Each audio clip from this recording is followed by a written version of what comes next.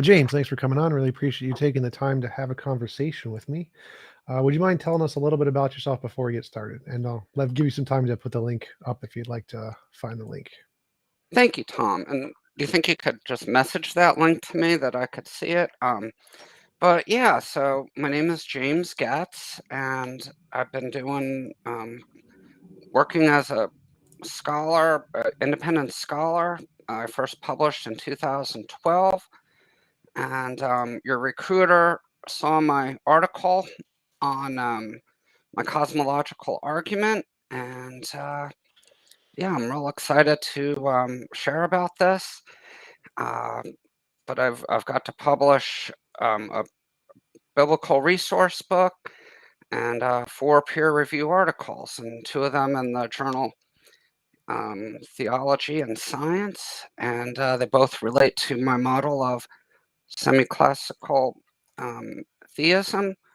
And the second paper, includes my semi-classical cosmological argument. Cool. So I posted the link to your blog in the description for anybody looking, and I sent you the YouTube link in LinkedIn. Okay. All right. And so the cosmological arguments for the existence of God, I imagine that's typically what it's used for. I Yeah. am an atheist, so I don't think there's any evidence or reasons to believe in a God. Could you give us a presentation of your cosmological version and why you think it indicates the existence of a God? Yes. Okay. So um, I look at the I look at an argument first for presentism, and that there is an actual passage of time, that is real, as opposed to eternalism, which would say that you know everything has always everything has always existed, and there's no real passage of time that we perceive. And from that, we can see that it is impossible for there to be an infinite passage of time intervals. And given quantum mechanics, we know that that there's no infinite divisibility, but there is actual time intervals, often referred to as Planck times, as the smallest possible unit of time. Sometimes there's a little bit of discussion whether it can really be that small, or a little bit longer than that. And so there really has to be um, an origin of time, of tense time, I would say, because I believe there's always been um, tenseless time, where an eternity, and there was an entity that went and created the beginning of tense time. And so a very like a bridge from tenseless eternity to the beginning of the passage of time, and that entity we would refer to as God. And now I would say that I don't hold to all the traditional concepts.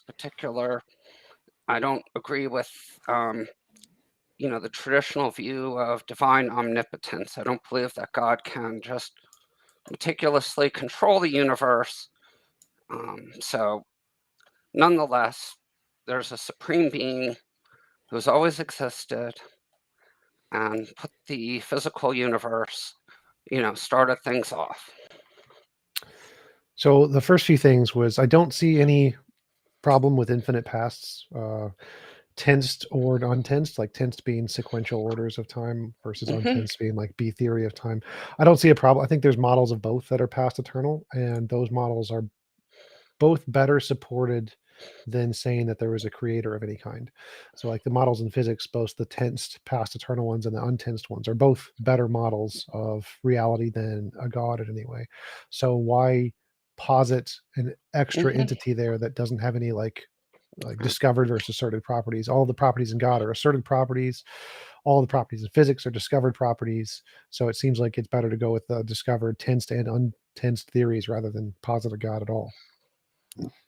Well, I mean, now you say that as far as having a past infinite passage of time is well attested to, and that is actually not the case. If it is an actual logical impossibility. If, for example, let's take a look at the future from any starting point of time, and we'll assume that it would endure forever, potential eternity, potential infinity, which that is, that's a process, not an actual number. Now, no matter how far we go into the future, from any starting point, there will always be a finite age. There will never be, an infinite age going on. It's something that an infinite passage of time, of tense time, is not logically possible. Wait, what's the problem there? So, like, if it, like, there's an infinite amount of something already existing. If it takes, like, if it had already existed for eternity, there would already be an infinite, even though the series was continuing. So, like, an object in motion remains in motion. If you just imagine it in motion forever, there's no logical contradiction there. So, I'm not seeing the logical contradiction with a tense past eternity.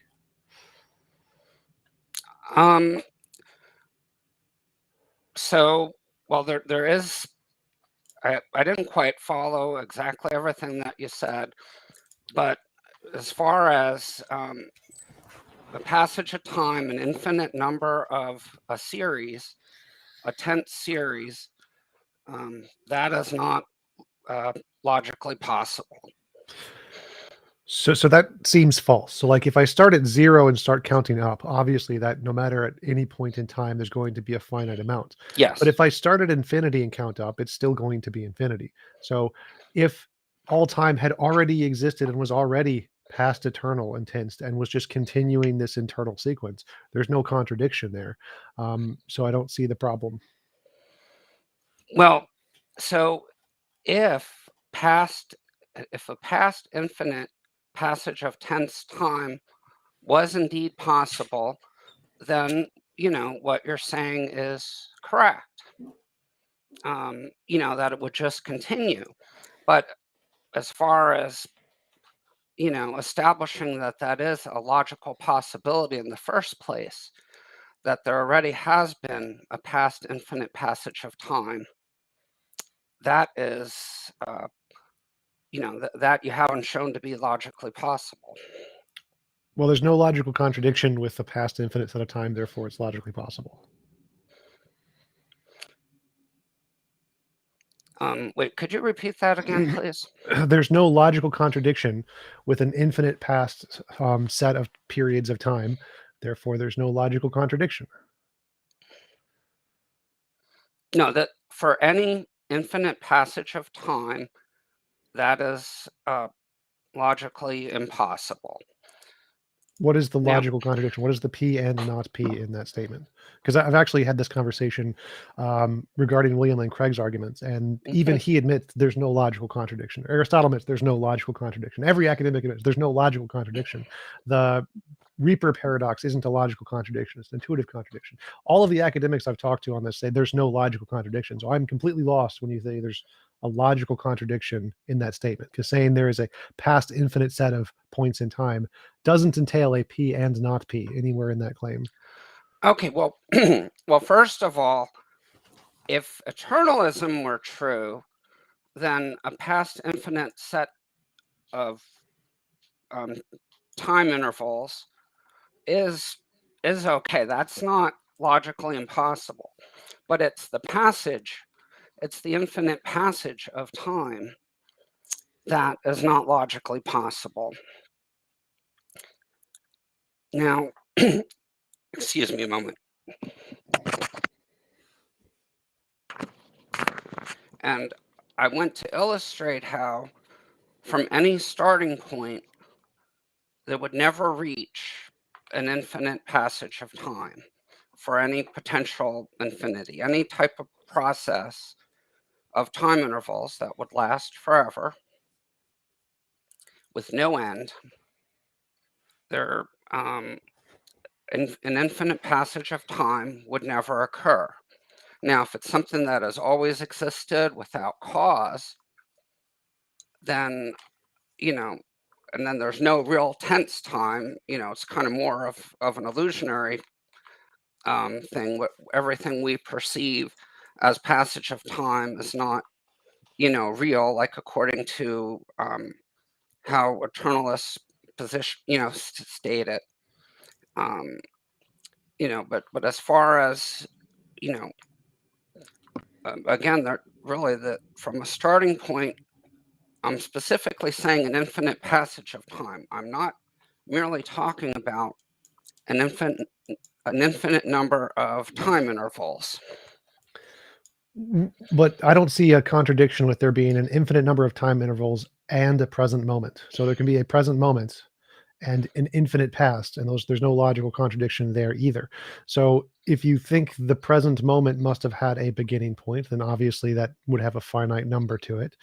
But it could also just be infinite in the past. Like there's no need for the present moment to have begun. It could also have been infinite, just like time was infinite. Now, I still haven't seen anything that you said that would indicate for an actual infinite passage of time. We're not just talking about a mere infinite number of time intervals without any real passage of time.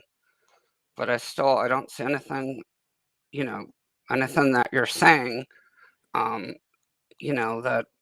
supports that. There's no logical contradiction with an infinite passage of time. That's the argument. Okay. Well, that's a statement. So the statement, there was an infinite passage of time, entails no P and not P. Therefore, there is no logical contradiction. Okay. Now, however, I illustrated very early on that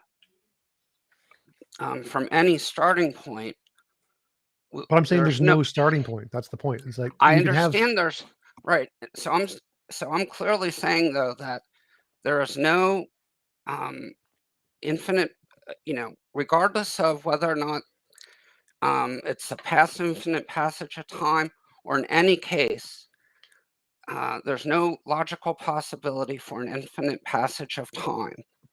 And the best illustration is to see that a never-ending passage of time with the beginning would never reach infinity.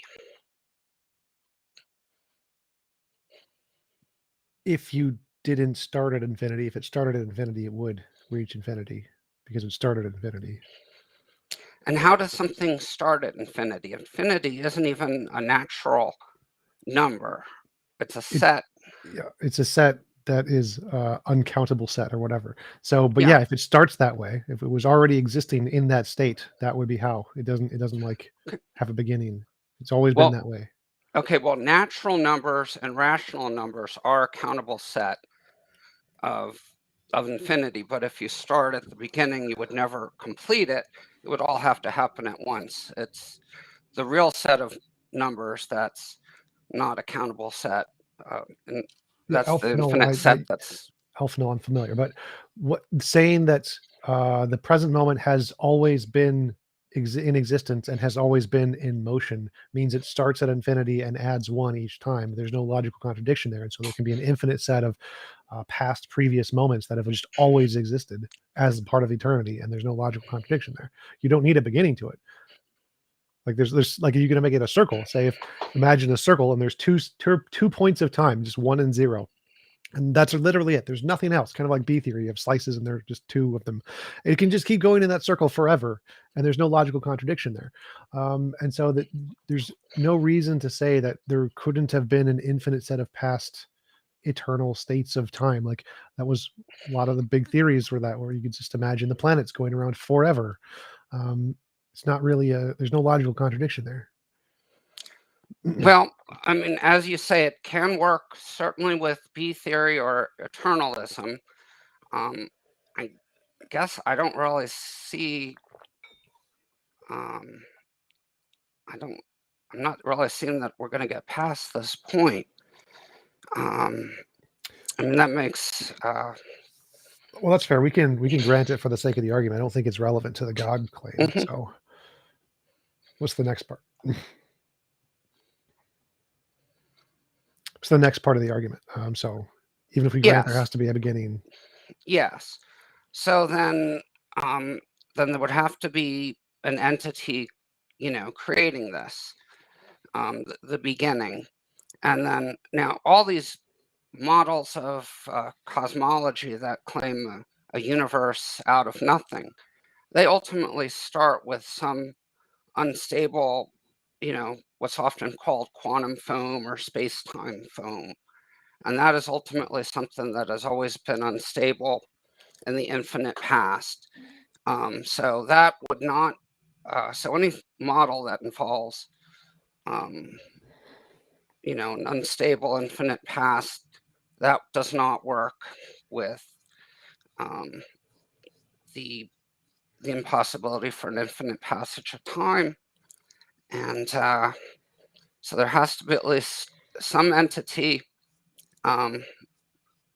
with tenseless eternity. No, you know, they did not have any, this entity did not involve having, um, passage of time, any type of intervals, who would then bridge and start off the process, which typically involves quantum mechanics. And I believe the best theory for that would be starting off with a quantum vacuum with 0 point energy, and then heating that up to the highest temperature possible, which is called quantum temperature. And then from there, pretty much however the Big Bang cosmology would look like. And then there's kind of differences about how the first millionth of a second looked like in that model. And so I couldn't really, go over all that. But so whether it was this universe, whether there are multiple universes similar, there was ultimately a beginning point of creation of the physical universe. And Sure, but that could just be a quantum field. You don't need a god for that.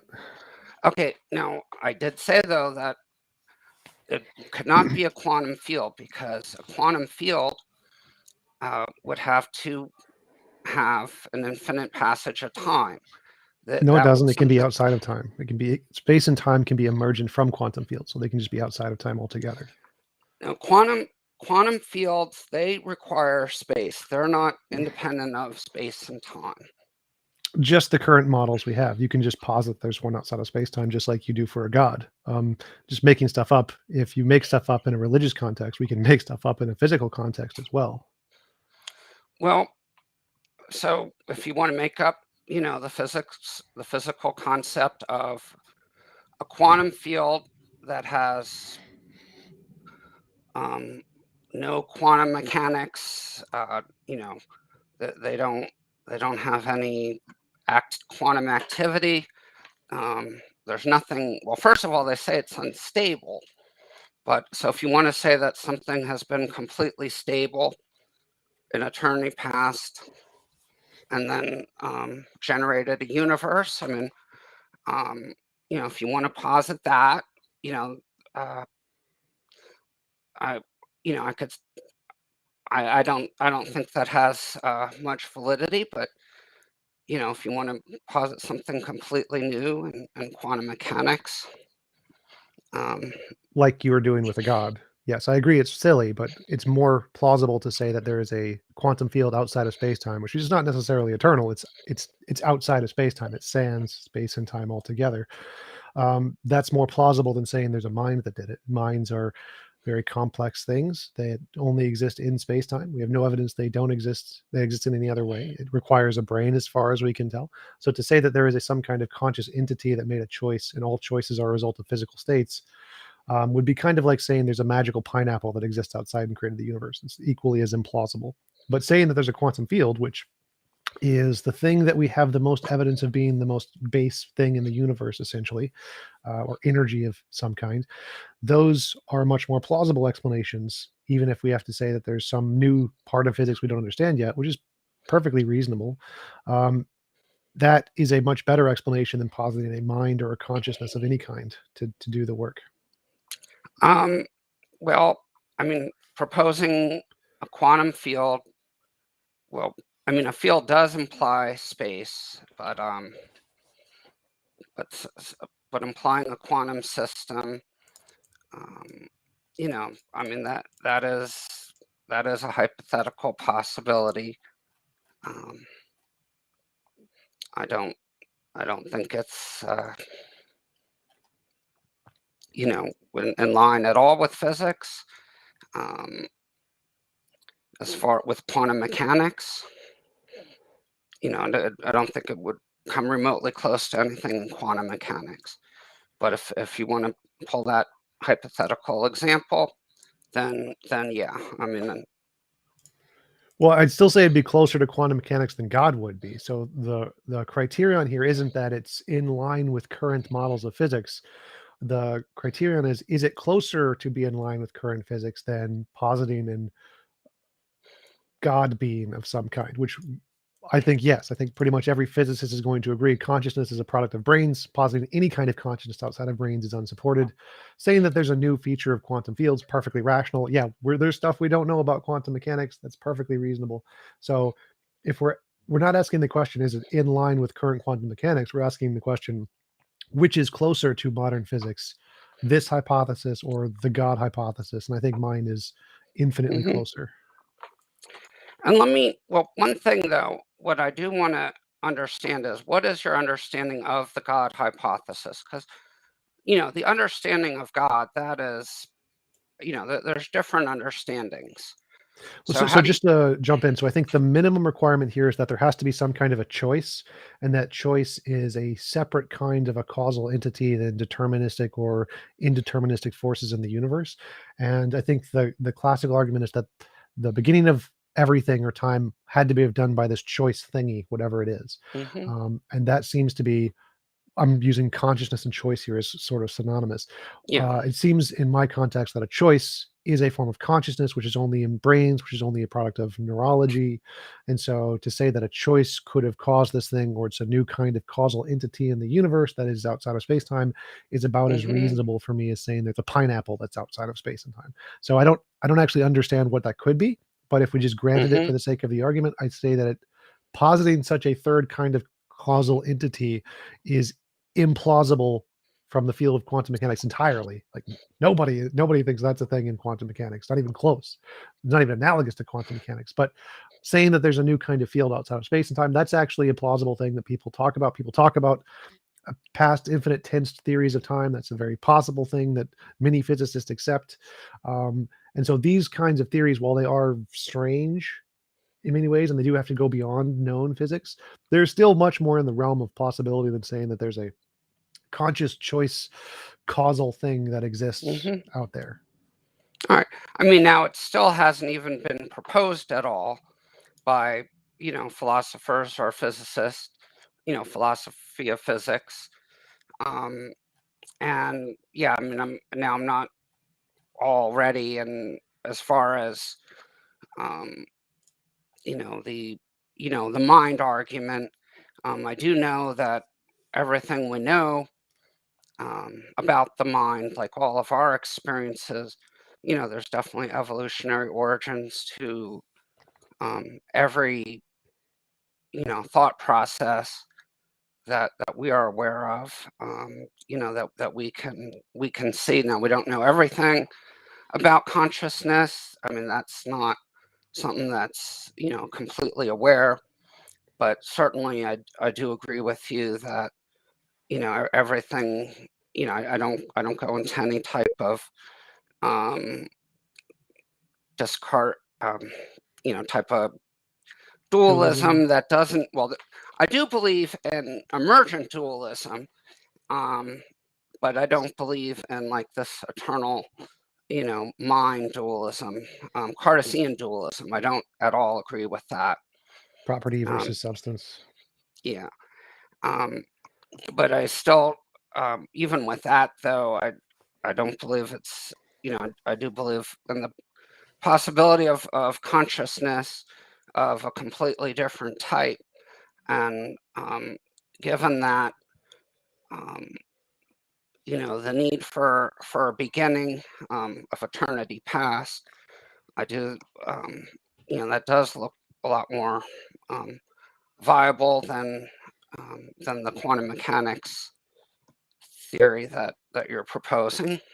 I can't absolutely disprove that at this point, but Well, how is saying that there is an entirely new kind of consciousness that is a new kind of causal entity in the universe a more plausible explanation than saying there's a new kind of quantum field? all right, well, quantum fields clearly require space. I mean, there's Well, but um, minds clearly require space. well, as far as all that we have. So Right, right. But yeah, then I can go back and say quantum fields, as far as we know, require space. yes, um, right. As far as um, definitely proving, you know, my view of an eternal consciousness versus your view of an eternal quantum space with Quantum fields. an eternal quantum field without uh, space. Um, I mean, I think the word field does actually imply space. I think you would have to do something other than quantum field. Um, Well, but right. It's just a generalization here. The core of my argument is that if you take any particular thing in our universe and you want to say, expand it out to some analogous property to mhm, say that it exists outside of space-time. You can take any property you want: pineapple, mind, apple, potato, field, star, anything you want. And you mhm, can assert that there is some unknown quality to this thing, that there is a analogous spaceless, timeless version of it. mhm, And if we want to say, well, what is the most reasonable to accept this for? The most reasonable is going to be the one that is the closest to the fundamental nature of reality that we have, which is quantum fields or quantum stuff of some kind. And so to say that a mind has these properties would be like saying something that is a combination of quantum fields, which is creates physics, which creates chemistry, which creates biology, which mhm, creates brains, which creates consciousness. So it's a rather higher order emergent property, like a pineapple, which is also a combination of physics, chemistry, biology to make pineapples. To say that a mind is this, the more likely to have this new property outside of space-time, seems to be analogous to saying a pineapple is likely to have this new property that exists outside of space-time. Now, both pineapples and minds seem to require space and time and physics and mhm, chemistry and biology and all these other things. Quantum fields, no, I agree, their field implies space, but it doesn't require physics, it doesn't require chemistry, it doesn't require biology, it doesn't require brains. So it's a much simpler mhm. hypothesis to say this is the extension to what is the fundamental nature of reality that has some new property outside of space-time, rather than to say that there's some mind or pineapple that did so. Um, yeah. So I mean, I can't absolutely um, go in and show, well, this new theory of um, quantum mechanics. Uh, that is a quantum system without space and time compared to a mind without space and time. Well, a mind without, well, we could say that without space, but tenseless time I think, is more realistic than no time at all. Probably in either scenario of, you know, your quantum system versus a mind without, an uncreated mind without space. Um, so I would have to say that, yeah, I cannot absolutely, disprove, you know, your hypothesis here. But why would you think that yours would be more plausible here? Because I think that there's an argument that positing higher order emergent properties to be the solution to the fundamental nature of reality is less plausible. So why, I think any argument that you apply to say brains could have this analogous consciousness thing outside of space-time could be applied to any other property in the universe that say it has some analogous property of something that's outside of space-time. All right. So Well, why? Go ahead. Well, first of all, I'm not claiming that, the original mind of God is an emergent property. So, well, in fact, if I was proposing an emergent property, then that would actually totally defeat. That wouldn't even go along with my cosmological argument. We're talking about, an entity that has always existed without change. Right. So I agree. I just want to clarify. Yeah. By emergent, I meant the known version of consciousness we have is emergent. Yes. And so if you're trying to say there is an analogous to the known version of consciousness, which is emergent, it seems like it's a stretch because it is Hmm. a composite. It requires lots of things, whereas it's Hmm. less of a stretch to say quantum fields or something.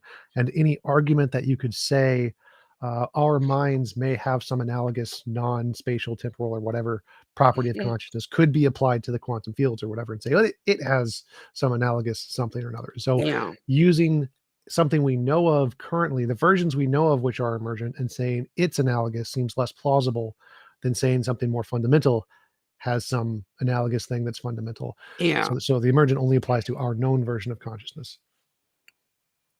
Yeah. So even, well, I would even admit that even though I believe in the emergence of consciousness, and we're not necessarily going to see it in all in atoms, but I still believe it has some, you know, that did emerge from, neurology and the exact existence of all this. I don't even think it's fully visible, and I mean neuroscience, kind of agrees with that. But yeah, that still would be something completely different than an uncaused, you know, uh, mind.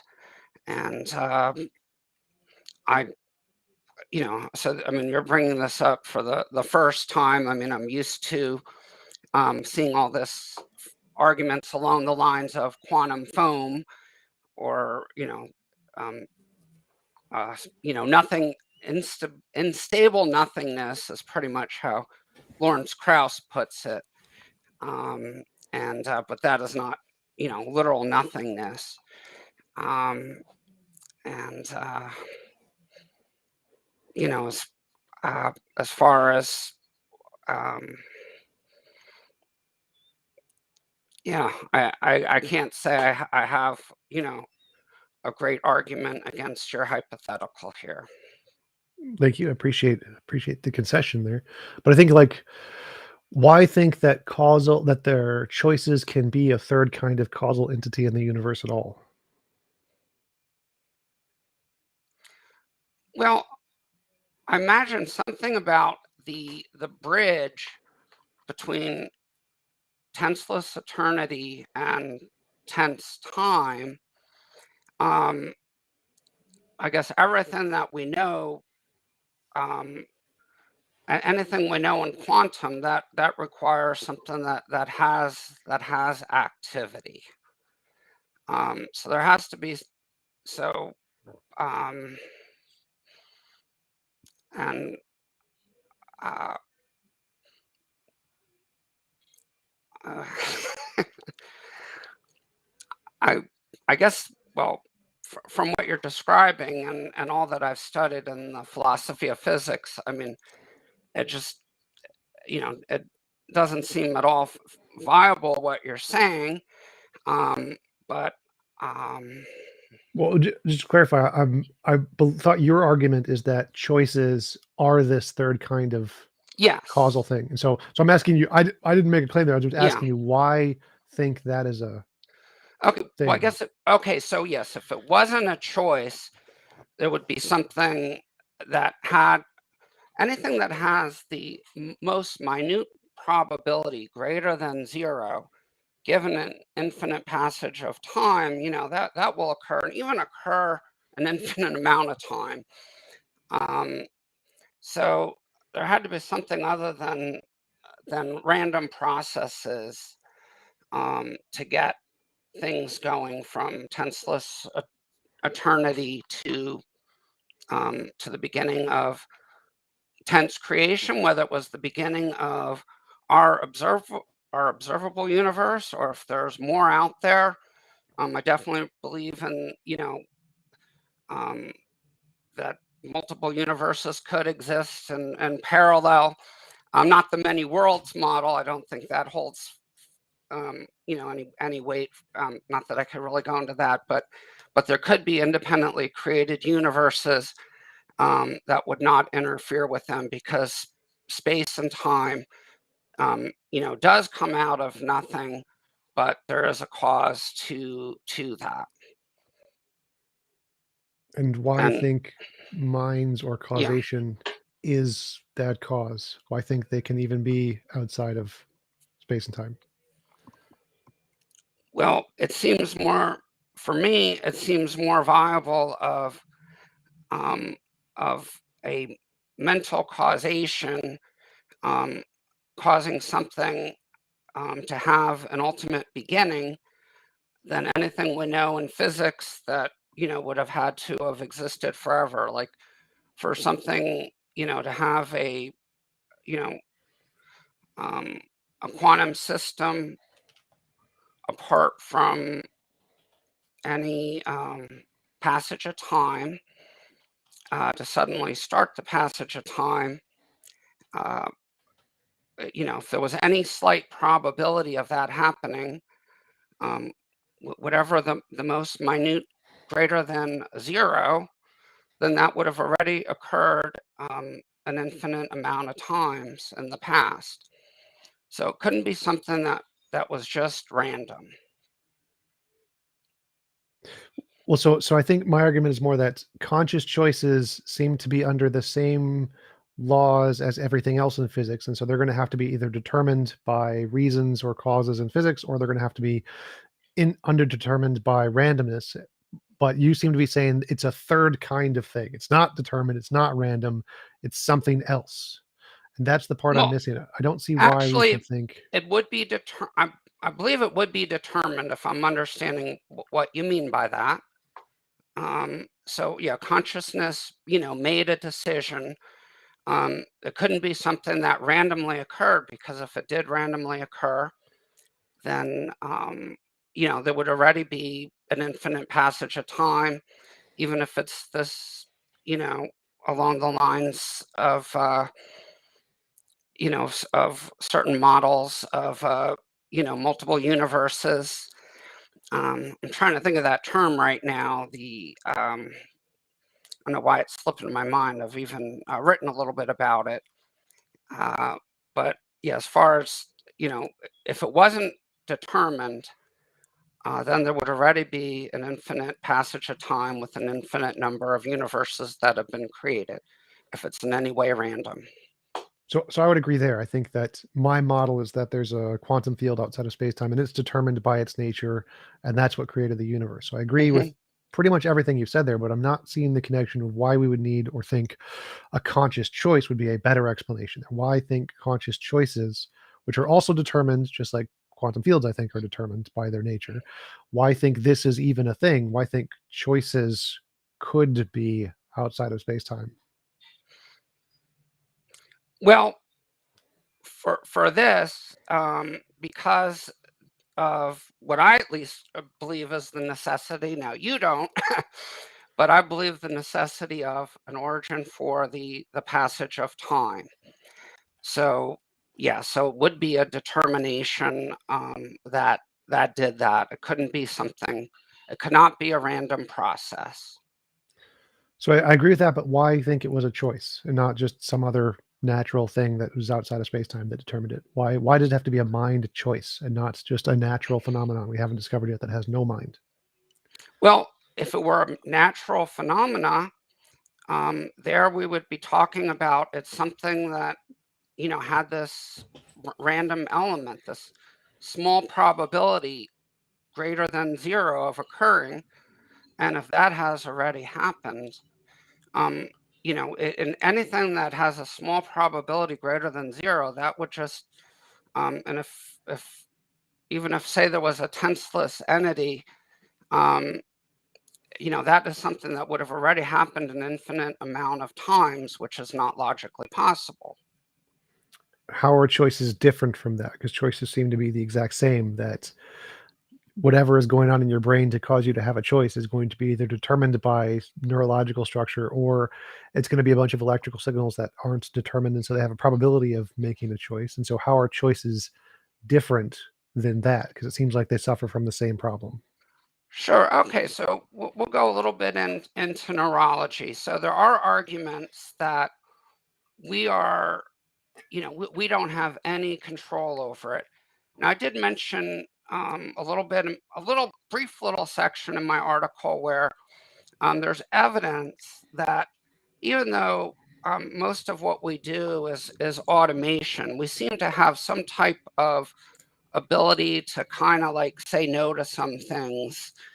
And we're not completely out of control of everything we do, that there is some ability for us to make decisions. um, and and I mean, I didn't prep myself on reviewing what I know about neurology. That's my bad. I don't have it all off the top of my tongue. But definitely, there is evidence, that we're able to filter out some of the things that come up through neurology. I did. I cited one paper. It wasn't much on the 2021 paper that I wrote, but there is one little subsection on that I included. I didn't include any of this in the little blog series that I just put out this morning. But yeah, so there is some, there is a ability to make choices, and it's not just merely random. Like if we don't have any ability of free will at all, then yeah, everything is just an appearance of a choice and just merely random processes. Is that what you believe, that there's zero free will? I'm a compatibilist, so I don't think there's any libertarian free will. I don't think free will is a new kind of thing. I think it Hmm. is followed, it's the exact same rules of physics as everything else. And so whatever Hmm. Hmm. is governing quantum fields or physics, which is either determined or random, must also govern Yeah. free will.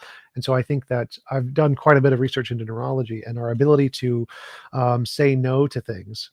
So if we have an idea or desire to do something, the ability to choose to not do so is just a different neurological process. So it doesn't seem to be outside of or apply some new kind of causal entity. It's just using a different part of the brain or a different kind of neurology to Hmm. counter the primary kind, which is giving you the idea in the first place. So, like Phineas Gage had the left frontal part of his cortex blown out by a giant metal rod, and he lost the ability to do that. And so it seems like I grant that we can have conflicting desires and then Hmm. choose one desire over the other desire, but that doesn't seem to imply that there's some new kind of causal entity in the universe that could act as a solution to the origin of the Big Bang. It just seems like one piece of neurology is countering a different piece of neurology, but that's all still the same, either deterministic or random forces. Yes. No, I understand, your argument along those lines. Um, so now we do have now when I believe in libertarian free will, I believe there are a lot of restrictions. It's called some call it restricted free will. Van Engelen I agree with his view of it. Van Inwagen, Um, that one, is that what yeah, you said? if I mispronounced it, you um, go with your pronunciation.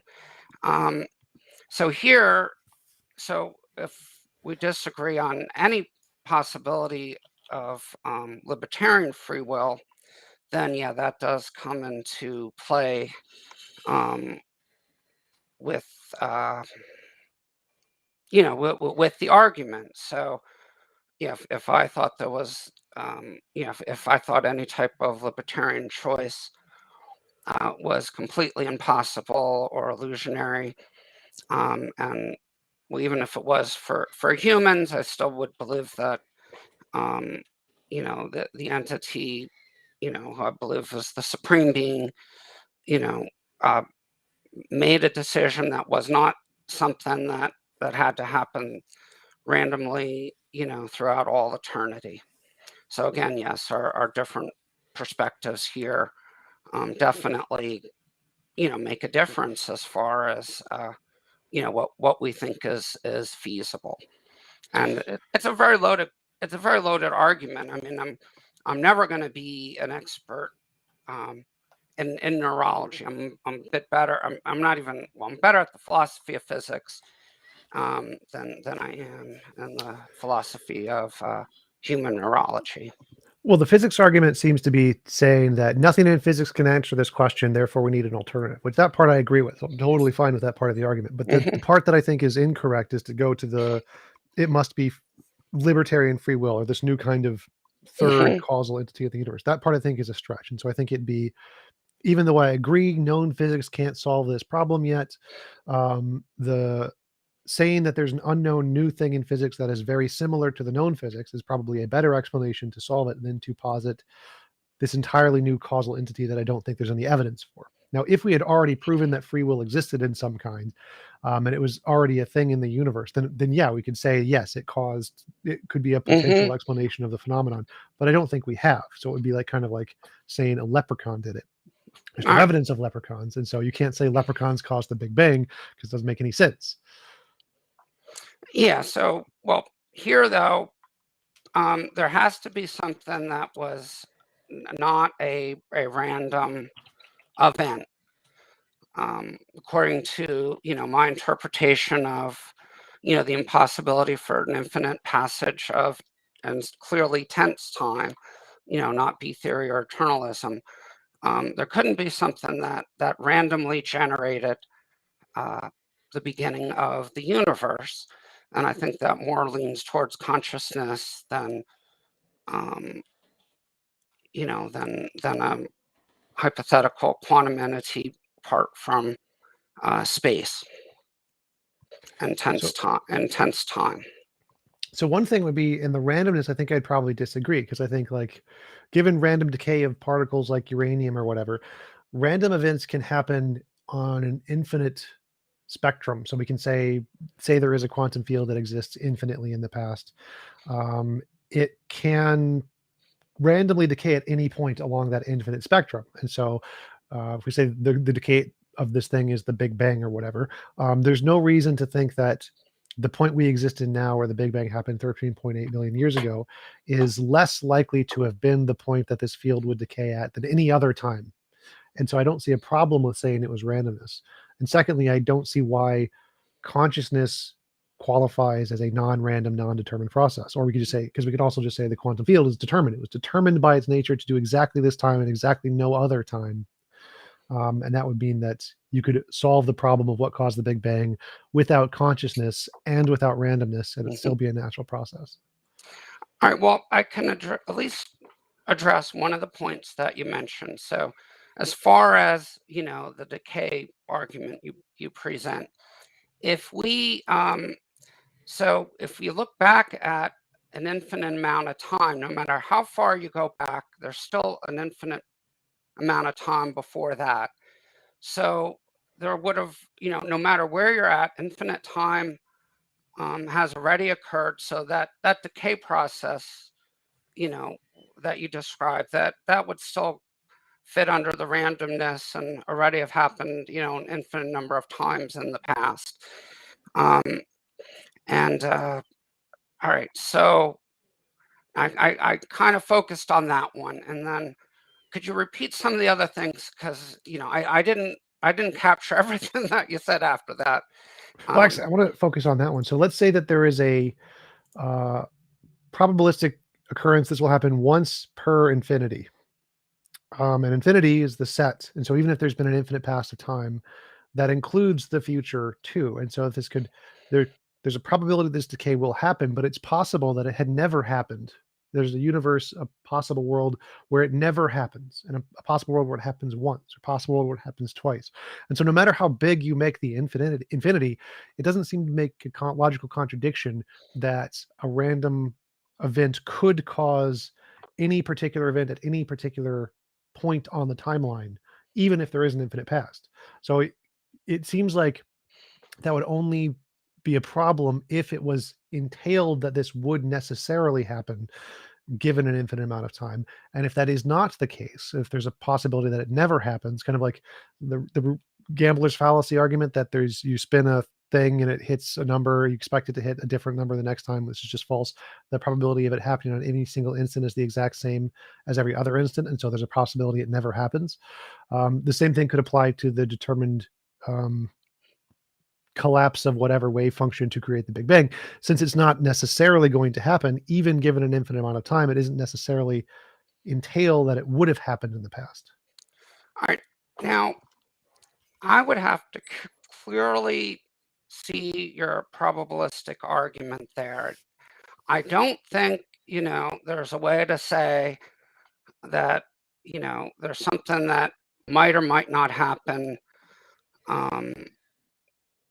given an infinite set. So I'm a little familiar with, classical probability. And then, I literally worked out the probability of a monkey typing a Shakespearean sonnet in one of my papers, and I had a lot of fun with that. And I just used pretty much even broke it down to what's even high school classical, probability with a little bit added to it. I can't say I see. Well, let me try to explain it. Mhm. So, like, imagine the monkeys on the typewriter thing. Yeah. The probability of the monkeys typing out the sonnets of Shakespeare is the exact same as the monkeys typing out R. Just the letter R every single time, no matter what. Yeah. It's a complete series of R. And if that happens, even given an infinite amount of time, if there's nothing but R's, then there's no Shakespeare. And so given the infinite amount of time that the monkeys have to type out those letters, there's one possible world where they typed nothing but R's. There's literally nothing but R's anywhere on the paper. And so there's an infinite past there, but they don't have every possibility that is instantiated in that. They literally have nothing but R's. And if this is a possibility, which it is, it's logically possible that this occurred, then there could likewise be a universe with an infinite past that has nothing but zeros or did not collapse, no instantiation of the Big Bang. And there could be one universe that has it at one point. So there's all R's, one J. There's one J in the entire series, and the probability of that happening was just one. It's going to entail one J and literally no more than one J. And so even if we have an infinite past of nothing but R's and one J, that one J could be anywhere along this timeline, and there's no logical contradiction here, and the J being the beginning of the universe. And so we could have a quantum field that has a deterministic property to be like the R's of never instantiating the collapse. And then there's a J at some point, and that one point could be anywhere along the spectrum. All right. Well, that does, when you're talking about ultimately an infinite number of trials, each one of each scenario is going to have, its own probability. And yes, no matter, everything all R's versus, Shakespearean sonnet is going to have, one of them would at least have the exact same probability. I mean, any sequence, regardless of beautiful or gibberish, each individual one has the exact same probability. I don't, I still, I'd have, here's something where I'd really would want to, I'd have to get into like more of a writing to, like really carefully evaluating this calculation. It doesn't seem feasible that it's still ultimately, a random event, that you're describing. Each scenario is possible, but that doesn't in any way exclude, the other ones. I'm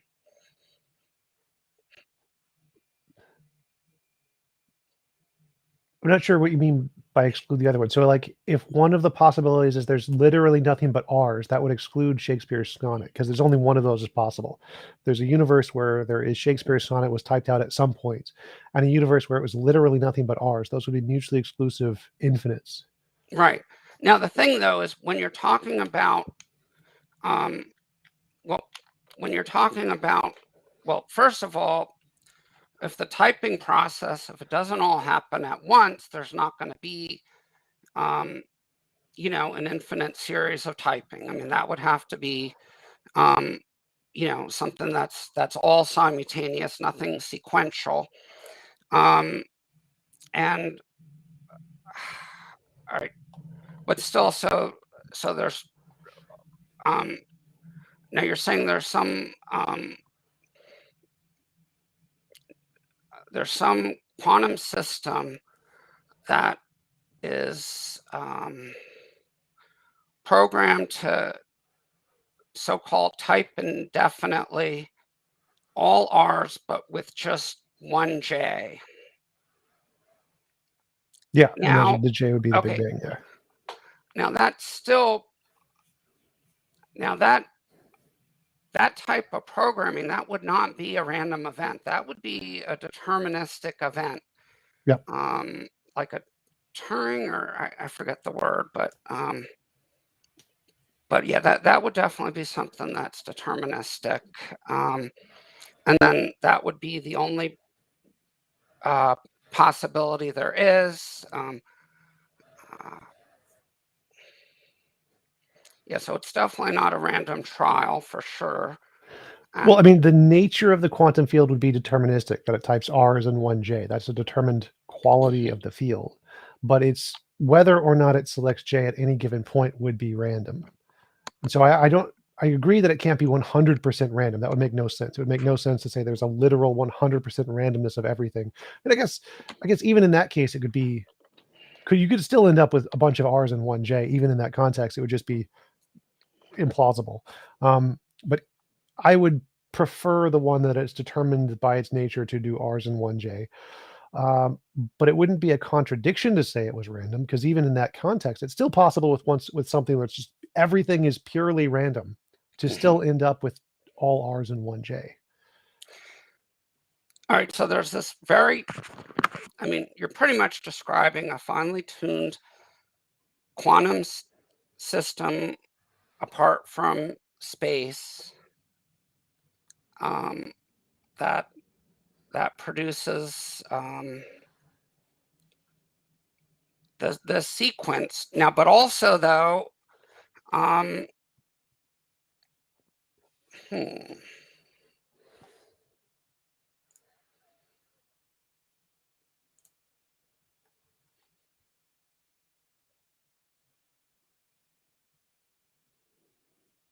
Well, okay, so it couldn't work as a process. I mean, it's something that, you know, if we're going to talk about an infinite sequence, you know, it's always been there.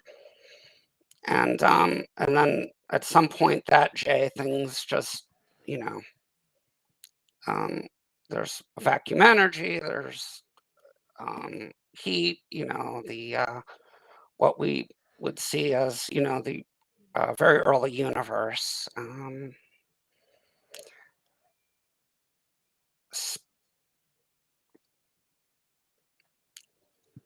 Uh,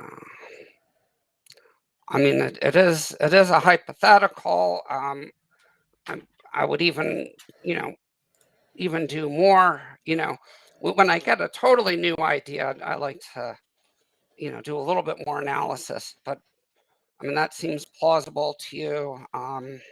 Or, but yeah, I don't. That doesn't at all seem realistic. I'd, you know, have to carefully, you know, crunch everything, you know, about that. But if you want to state that as a hypothetical, and that's the only possibility, I can't really, you know, absolutely disprove that. You know, there's certain things that you can logically, you know, by deduction disprove. And then, of course, you got to agree on the premises. And then there's, you know, things that are not actually subject to, you know, deductive disproof. Right. So I don't actually, I agree with you that there's some deterministic thing, but I was just going for the sake of argument. Is it possible that it's purely random? And I think that it is. I think even if we have everything is purely random, we could still hypothetically get all R's and 1J in one instance, as long as it's one of the, has some probabilistic. percent chance of occurring.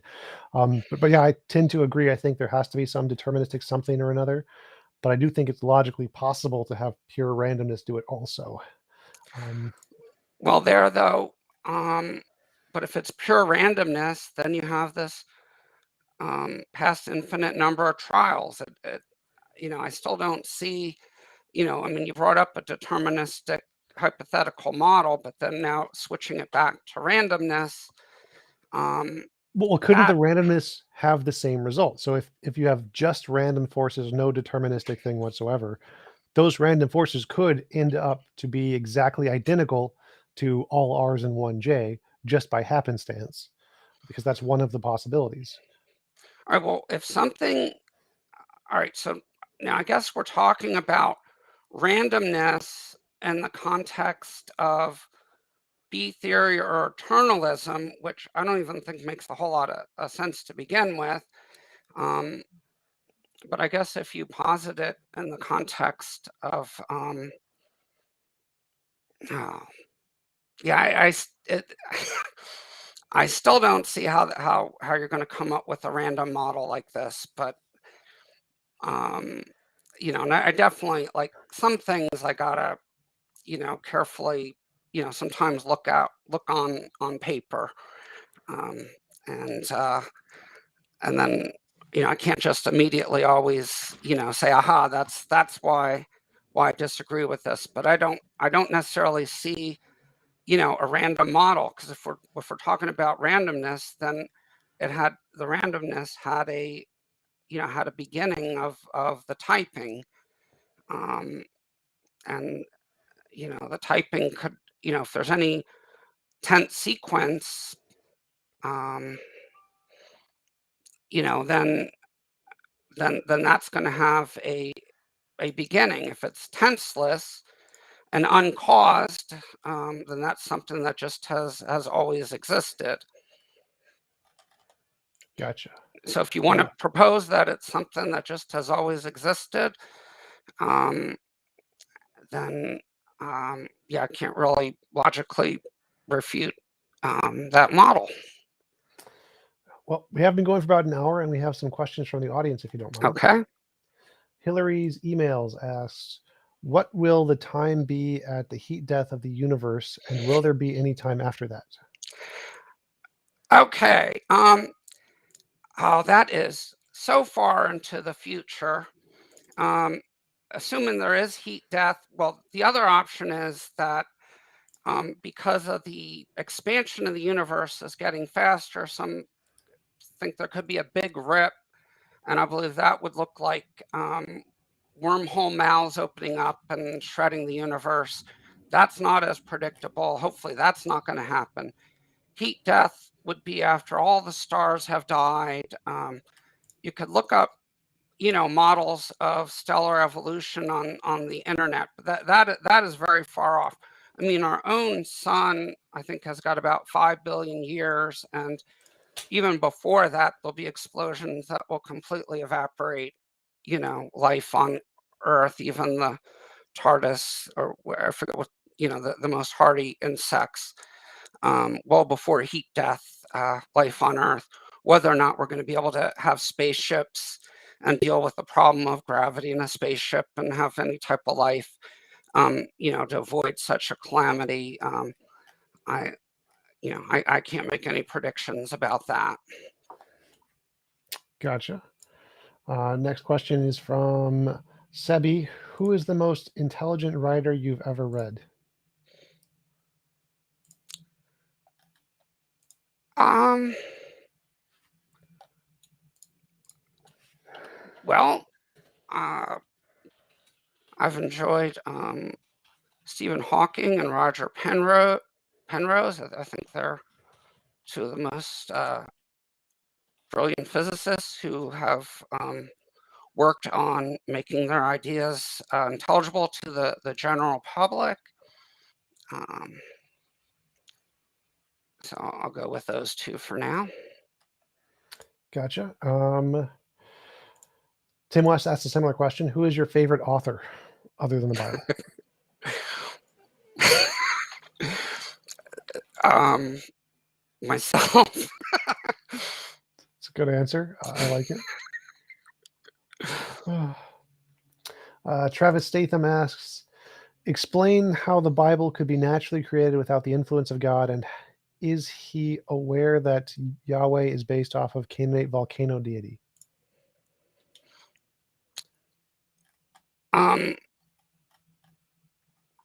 Okay, well, I do know that, the terms Yahweh go back to Canaanite deities. I don't know about the volcano part of it. And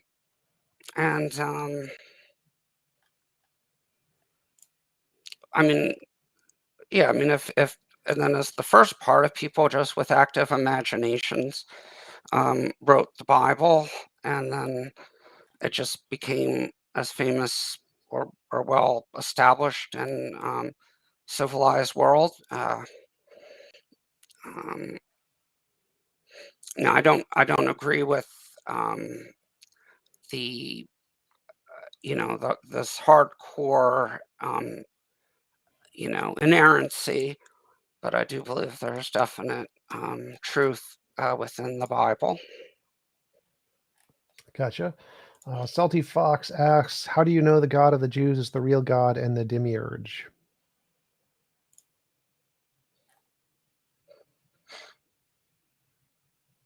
Okay, well, that's quite of a challenging question.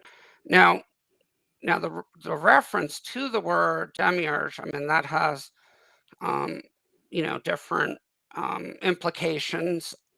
Now, actually, Plato referred to the demiurge, but what we know as um, you know, actually, he wasn't close to what we know of as Platonic theology. Um, Now, I do believe that Jesus did fulfill. Jesus is the Christ, and I can't do this quickly, um, but I do believe his looking at the scripture and his reinterpretation of it, makes a lot of sense to me.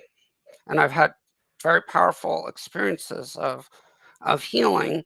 I made a lot of mistakes back in the 1970s and early 80s, and and God had, I believe, my recovery was enhanced by my cooperation, with God. And demiurge just means the creator of the universe, right? Is there something else, some other context there? Okay, so, well, one of them, so okay, so one guy in the first or in the second century claimed that, oh, the God of the Old Testament has nothing to do with Jesus Christ, and then referred to was, and the God of the Old Testament is not the creator of the universe, and the demiurge, was some type of material being. There's a lot to it. I can't quickly answer all this off the top of my head quickly. Gotcha. All right. I think that's it for the questions. We have been going for a little over an hour. Really appreciate you coming on. It was a great conversation. Do you want to give any links or references where people can find out more about your work? And the link to our blog is in the description for anybody interested in looking at your cosmological argument. Thank you. Yeah. So my blog is called Theo Perspectives, and it's a free one, Theo Perspectives at blogspot.com. Just look up James Goetz and Theo Perspectives, and you'll see a lot of my stuff. Also, I have a profile on Phil Papers, as far as my academic work is concerned. Cool. Thanks again. Really appreciate it. Hope you have a wonderful rest of your day. Thank you, and I hope everybody enjoys their Thanksgiving holiday. Take care. Thank you.